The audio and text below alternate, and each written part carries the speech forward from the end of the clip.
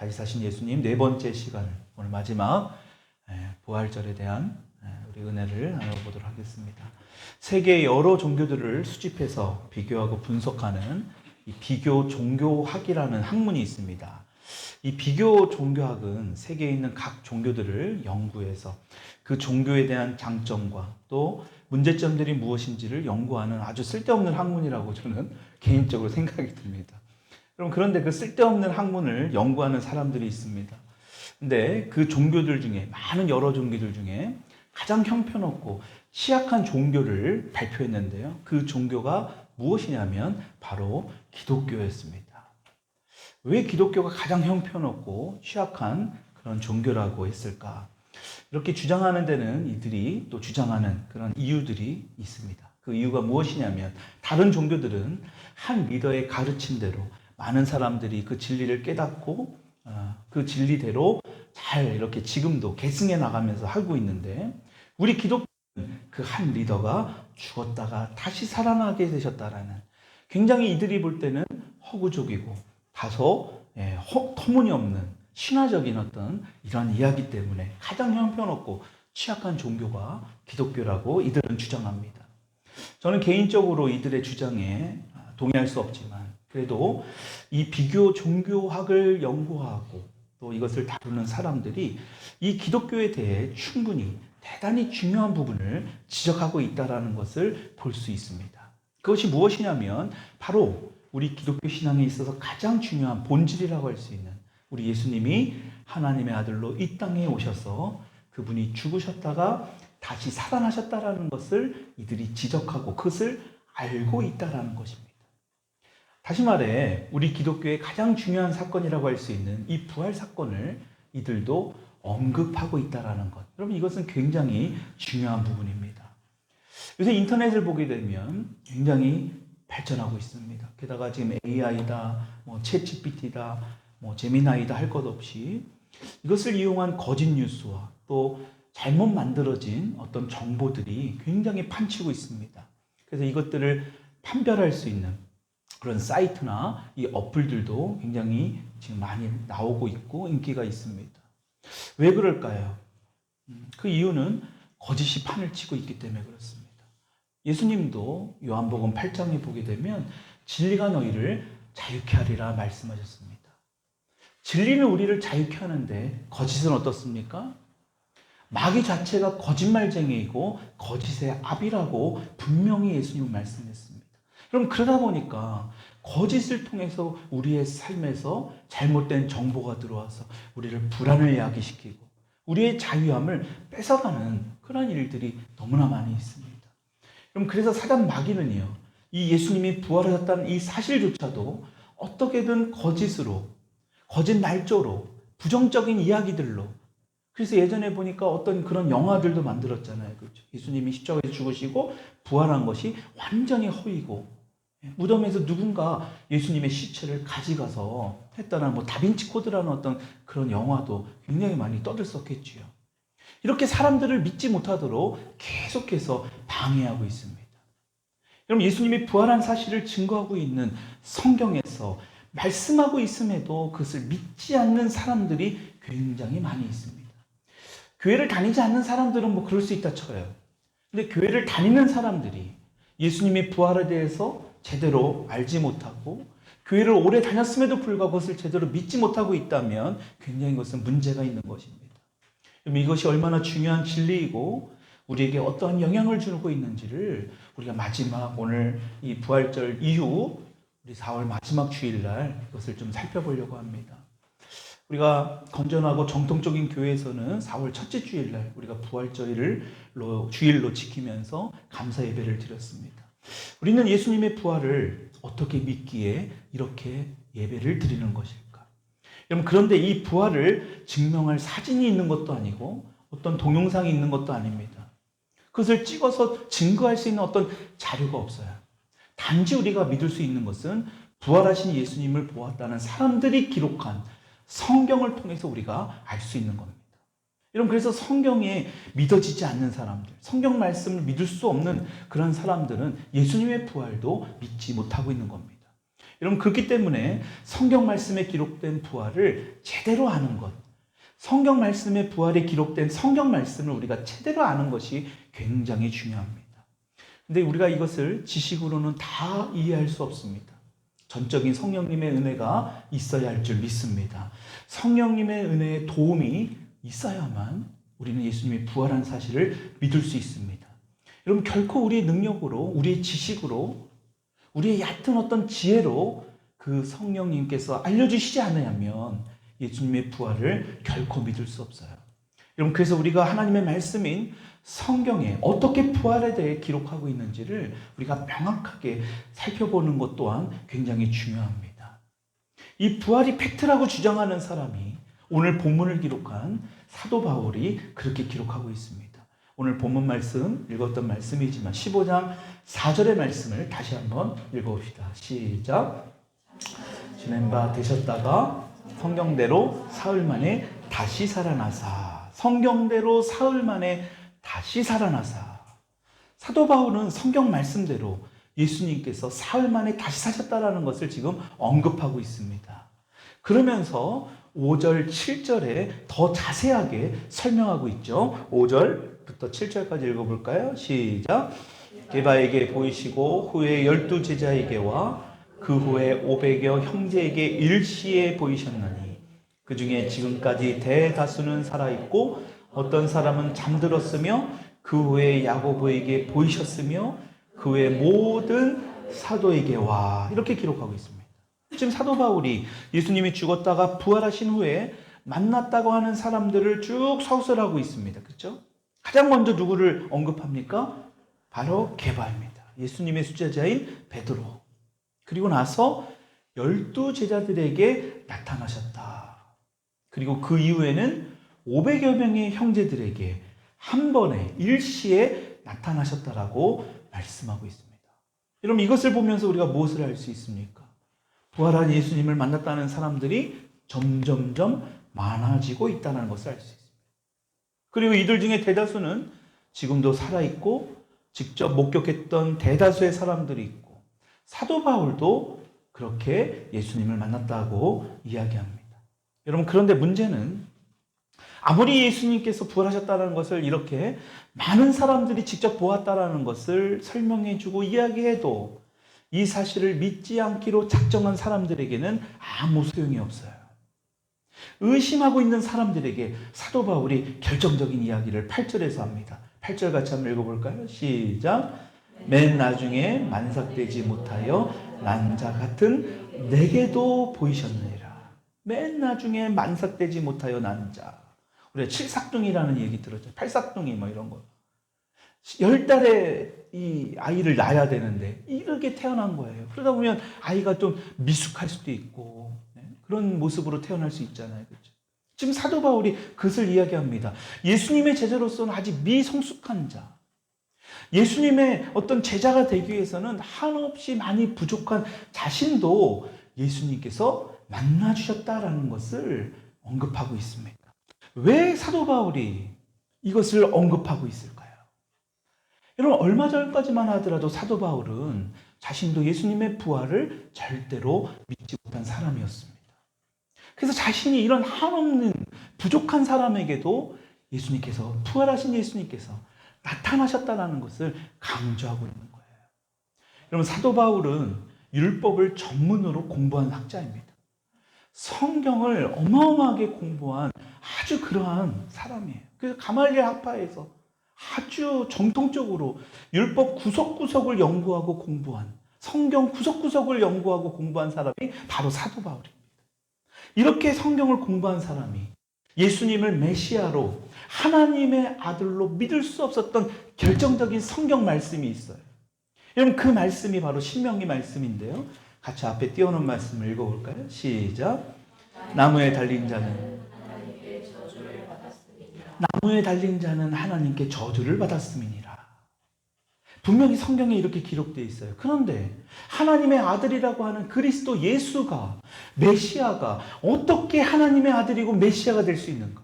십자가에 매달리게 되면 저주받은 자라고 했는데, 나무에 달려 죽지 않았다면 사도 바울은 아마도 조금은 마음이 열렸었을지는 모르겠지만 결정적으로 예수님이 나무에 달려 돌아가셨기 때문에 이것은 뭐냐? 하나님의 저주라고 확신했던 겁니다.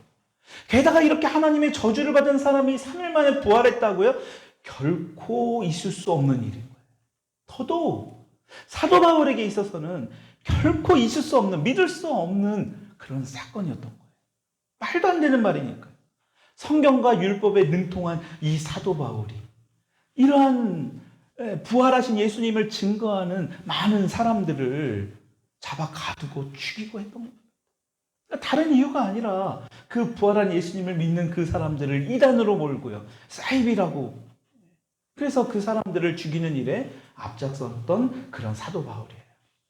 우리가 지난 사도행전 강의 시간에 우리 다음 주일부터 다시 사도행전 강의를 보겠지만 다메섹 도상으로 가던 바울이요. 그때도 마찬가지였잖아요. 대제사장에게 오늘날로 따지면 구속영장 같은 거를 받은 거예요. 허락받은 겁니다. 예수 믿는 사람들을 내가 잡아올 테니까 확실하게 없애버리자. 여러분 그 바울에게 3일 동안에 앞에 아무것도 안 보이게 되었잖아요. 여러분 그랬던 바울이 부활한 예수를 믿는 아나니아가 손을 대자 어떻게 됩니까? 눈에 덮여있던 비늘 같은 것들이 싹 사라지면서 보게 되는 기적을 경험합니다.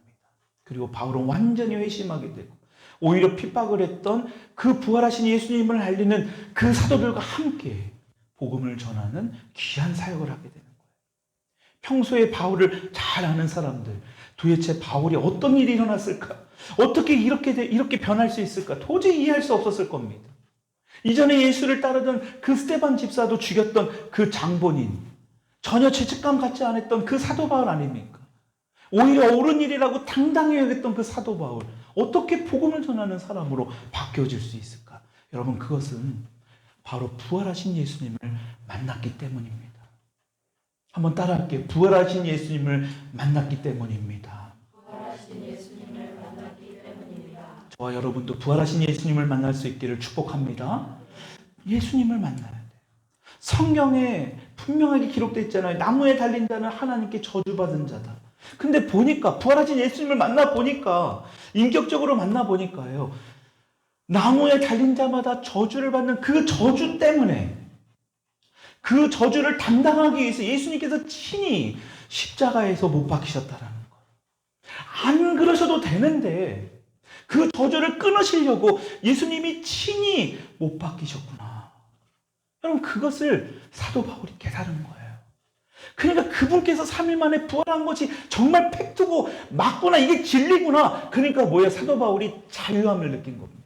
그러니까 그 자유함 때문에 도저히 견딜 수 없고 그 복음을 하는 그런 하나님의 귀한 사도로 감당할 수 있었던 거예요.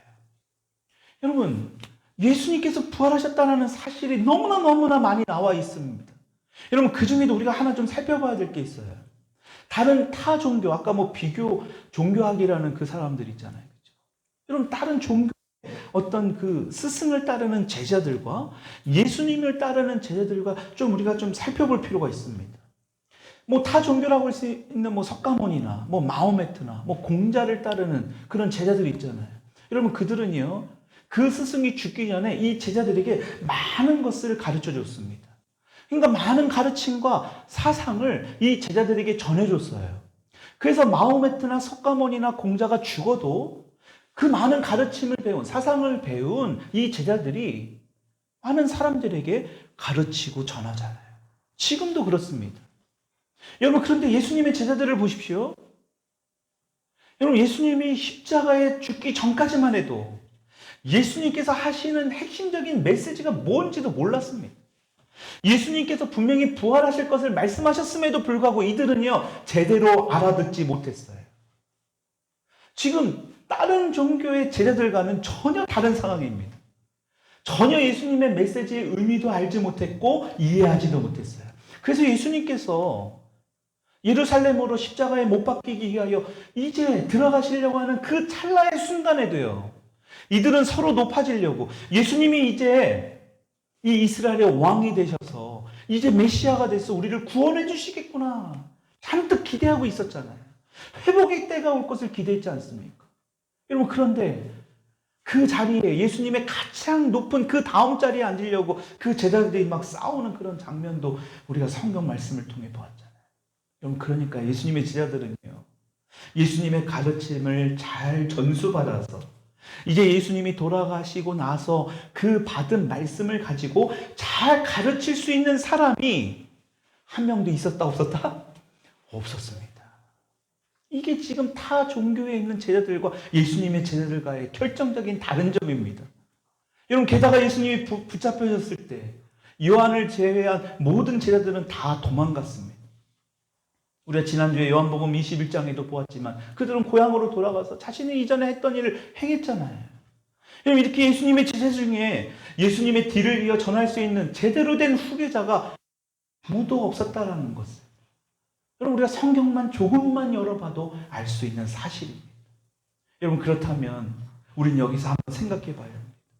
어떻게 이런 모습으로 있었던 예수님의 제자들이 불과 몇 달도 지나지 않아서 예수님을 핍박했던 그 사람들이 무서워서 도망가고 저주하고 그 사람들 앞에서 부정했던 그 사람들이 어떻게 예수님께서 부활하셨다고 목숨을 걸면서까지도 이들이 전할 수 있었을까? 여러분, 예수님께서 부활하시기 전에 제자들의 모습과 부활 이후에 사도행전에 나오는 제자들의 모습을 한번 보십시오. 우리가 사도행전 강연을 통해서 보았잖아요. 여러분, 어떻게 이것이 사람의 능력으로 가능합니까? 사람의 노력으로 그렇게 할 수 있습니까? 여러분, 절대로 불가능한 일입니다. 그 이유는 다 부활하신 예수님을 만났기 때문임을 믿습니다.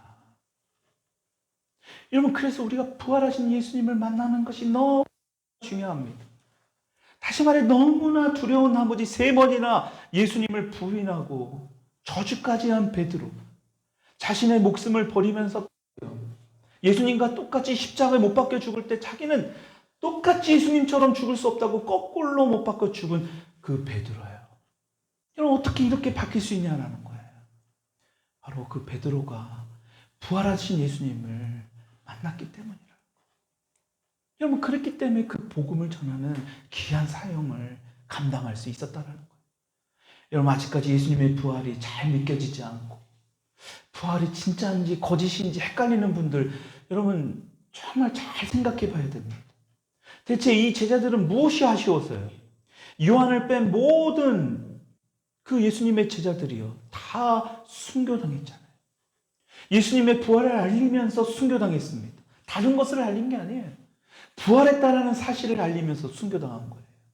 이 부분만 깊이 생각해 보면 부활하신 예수님을 우리가 만나야 될 굉장히 중요한 요소가 여기에 있다라는 것을 우리가 알 수 있습니다.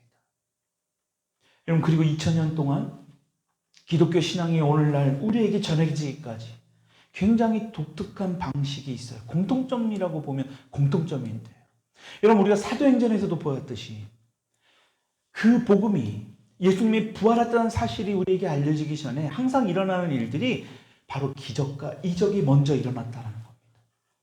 제가 예전에 중국 쿤밍이라는 곳에 가서 복음을 전하고 또 그곳에서 치유 사역을 선교사들을 대상으로, 선교사들의 가족을 대상으로 이렇게 한 적이 있었습니다. 그러니까 이들 중에 처음 예수를 믿는 그런 분들이 있었어요. 근데 중국 사람은 아니에요. 한국인들인데, 근데 그곳에서 이제 복음을 접하고 예수를 믿는 그 중에 어떤 한 사람은요, 정말 불치병에 걸려있는 어머니가 계셨는데 누가 주변에서 예수를 믿어보라는 거예요. 그래서 속는 셈 치고 예수를 믿고요, 예수의 이름으로 우리 어머니에 있는 그 질병은 치유될지어다라고 믿음으로 기도하고 선포했는데 정말 실제로 치유가 일어난 겁니다. 여러분, 그 이후로요, 그분이 선교사가 되고요, 그 이후로 예수를 잘 믿는 독실한 그런 크리스찬이 되었던 그 분을 만난 적이 있어요. 그러니까 여러분, 지금 실제로요, 지금 세상에 나아가면 전 세계에 지금 보면 예수님의 복음이 시작하는 장소, 그 나라에 공통적으로 일어나는 것 중에 하나가 바로 이러한 기적과 이적이 일어나는 겁니다. 지금 동남아시아인 인도네시아는 말할 것도 없습니다. 그쪽에 있는 선교사님들 말로 의하면요, 굉장히 엄청난 기적들이 막 일어난대요. 근데 그 기적을 통해서 예수를 믿는 사람들이요, 우리가 지금 보는 그 축구 경기장보다 더 큰 스타디움을 빌려야만 사람들이 그곳에 가득 차가지고요, 그 복음을 집회를 하는 그런 놀라운 역사가 인도네시아에 일어나고 있어요. 저는요, 그런 일들을 보면서 곧 예수님이 오실 거예요. 언제인지는 그 누구도 알 수 없습니다. 그러나 오늘도 우리가 찬양을 했잖아요. 마라나타. 근데 어떤 이에게는 예수님이 오시는 것이 굉장히 두려움이 될 수 있을 겁니다. 그러나 믿는 우리에게는, 예수님을 믿는 우리들에게는 예수님이 오시는 그날이 참된 축복이고 은혜의 그날이 될 줄 믿습니다. 그런 여러 가지 징조로 우리에게 보여주고 있습니다. 아프리카는 말할 것도 없고요. 여러분, 이게 무슨 말입니까? 예수님께서 부활하셔서 살아계시지 않는다면 예수님의 이름으로 기도했을 때 이러한 기적과 이적은 일어날 수가 없습니다.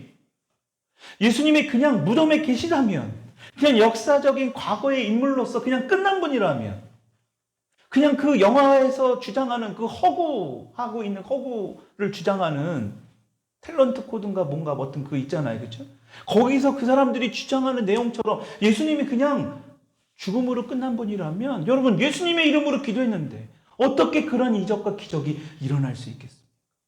예수님이 죽으시고 부활하셨다가 하늘로 올라가시면서 우리에게 약속하신 말씀이 있어요. 우리 누가복음 24장 49절의 말씀, 앞에 띄워놓은 말씀 읽읍시다. 시작. 볼지어다 약속하신 것을 너희에게 보내리니. 아멘.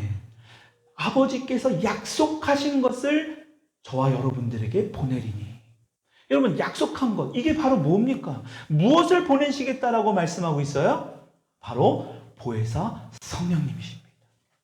오늘도 보혜사 성령님이 오늘 우리 예배 가운데 임하시는 줄 믿습니다. 그것도 충만하게 역사해 주시는 거예요. 우리의 입술로, 우리의 노력으로 찬양하는 것 같지만, 여러분, 성령님이 우리와 함께 하시지 않으면 결코 우리의 입술로 찬양 못해요. 내가 예전에요, 미션 스쿨을 다니면서, 저도 모태신앙이지만 제대로 예수를 영접하고 예수님을 만난 거는 33살이나 돼서였어요. 그 전까지 일주일에 한 번씩 미션 스쿨이니까 예배를 드리고 찬양을 하고 입술로 찬양을 하는 것 같은데 그 찬양의 감동이 하나도 안 오는 거예요. 근데도요, 지금 돌이켜보면 그때의 내 입술로 찬양을 했던 건 내 안에 계시는 성령님이셨어요.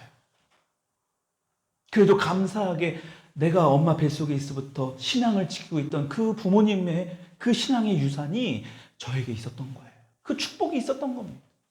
그러니까 여러분, 우리의 힘으로, 우리의 노력으로 하나님을 찬양하고 예배하는 것 같아도요, 아닙니다. 우리 안에 성령님이 계시지 않으면 결코 우리는 할 수 없습니다. 그것을 지금 약속하고 있는 거예요. 예수님께서 부활하셔서 그 보혜사 성령님을 우리 가운데 보내주셨기 때문에, 성경에도 기록되어 있는, 사도행전에도 기록되어 있는 그 목숨을 버리면서까지도 예수님의 부활을 전할 수 있었던 그 제자들이 될 수 있었다. 여러분, 이 성령의 역사가 결국 오늘날 온 세계를 뒤덮는 기독교의 미랄이 되었다라는 사실, 여러분, 그것이 저 여러분들에게도 하고 있다는 것을 믿을 수 있기를 축복합니다. 여러분, 그래서 오늘날 우리의 기독교는요, 130년 가까운 어떤 역사를 가졌다고 하지만 굉장히 짧다면 짧은 역사 아니에요. 그러나 결코 짧은 시간은 아닙니다. 근데 너무 틀에 갇혀 있습니다. 자신들의 어떤 생각, 그 가치관에 맞지 않으면 다 거절해버립니다.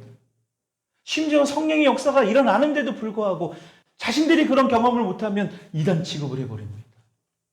그것만 우리가 주장하고 그것만 이야기한다면 신비주의가 될 수 있지만, 아니, 성령님의 역사가 우리의 생각대로 되지 않잖아요. 그런 놀라운 일들이 일어나잖아요. 그렇죠?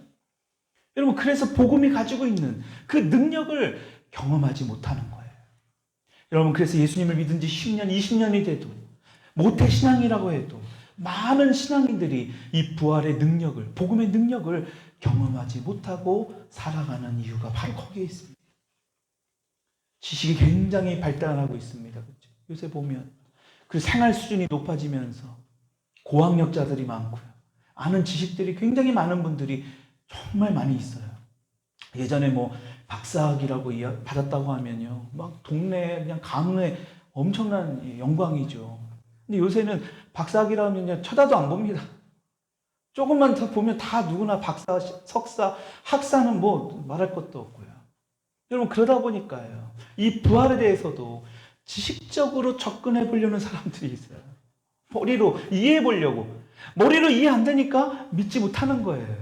여러분, 그런데 이 부활을 믿음으로 받아들이지 못하고 지식적으로만 접근하게 된다면 여러분, 그 신앙생활을 오래 유지할 수 없습니다. 계속해서 그 신앙생활을 지키기가 굉장히 힘듭니다. 바람이 불면 휘 날아가게 될 거예요. 나 자신에게 뭔가 조금이라도 불안한 상황, 뭔가 손해보는 상황이 생겨버리면 예수를 배반한 가룟 유다처럼 예수님을 배반할 수도 있습니다.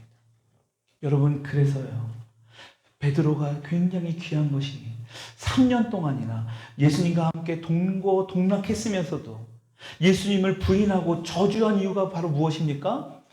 부활하신 예수님을 만나기 전이었기 때문에.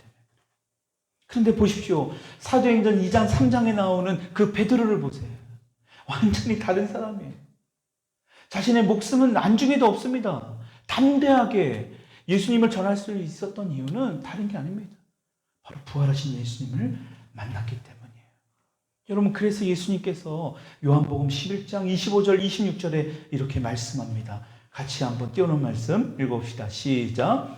예수께서 이르시되 생명이니 나를 믿는 자는 죽어도 살겠고 무릇 살아서 나를 믿는 자는 영원히 죽지 아니하리니 이것을 내가 믿느냐.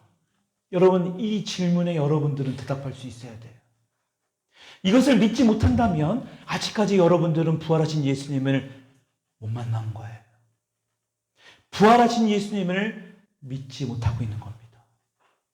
여러분, 예수님이 이것이 너무나 중요하기 때문에 여러분, 이 말씀을 믿는 것이 바로 부활의 능력을 경험할 수 있는 아주 중요한 부분이기 때문에 예수님이 부활하셨다라는 이 사실을 믿는 것이 복음의 능력 그 자체이기 때문에 여러분, 그러니까 기독교의 시작은요 바로 여기서요. 시작이. 끝도 바로 여기에서 끝입니다. 여러분, 그래서 사도 바울이요 오늘 15장 우리가 읽진 않았지만 15장 1절에서 이렇게 말씀합니다. 1절 같이 읽어볼까요? 시작. 형제들아, 내가 너희에게 전한 복음을 너희에게 알게 하노니 이는 너희가 받은 것이요 또 그 가운데 선 것이라. 그 가운데 선 것이라. 우리들의 기초가 어디에 서야 되느냐? 바로 복음 위에 서야 할 줄 믿습니다. 이것이 가장 기본이 되어야 하고 중심이 되어야 한다라는 걸 말씀하고 있는 거예요. 여러분, 예수님께서 부활하셨다라는 것, 여러분, 이것이 복음인데 여러분, 이것이 우리의 삶에서 왜 이렇게 중요한 것인가? 여러분, 우리 인간은요 죄 때문에 하나님과의 관계가 완전히 단절되었습니다. 그 관계가 단절되었기 때문에 죽음이 찾아오게 되었고 그 죽음이 찾아오기 때문에 여러분들 가운데 두려움과 염려가 생기게 되었어요. 그래도 창세기 3장을 보십시오. 이 죄 때문에 우리 가운데 모든 것이 저주를 받았다고 성경 말씀하고 있잖아요. 여러분, 그런데 이 저주가 예수님이 죽으시고 부활하심으로 어떻게 됐다고요? 완전히 해결이 된 줄 믿습니다. 이 저주가 완전히 끊어졌습니다. 여러분, 그러니까요 어디 가서 우리 가게에 저주가 흐르고 있어요 라고 말하면 잘못된 거예요? 옳은 거예요? 대단히 잘못된 겁니다. 우리의 저주는 이미 예수님의 십자가로 다 끊어진 줄 믿습니다. 예수님이 3일 만에 부활하심으로 우리의 저주는 다 끊어졌어요. 그런데 문제는 뭐냐? 그 저주의 영향력들이, 그 저주로 인한 후유증들이 조금은 남아있어요. 그러니까 우리 삶에 때로는 염려와 근심 걱정들이 있잖아요. 아픔이 있잖아요. 여러분, 그런데 우리가 분명히 생각해야 될 게 있습니다.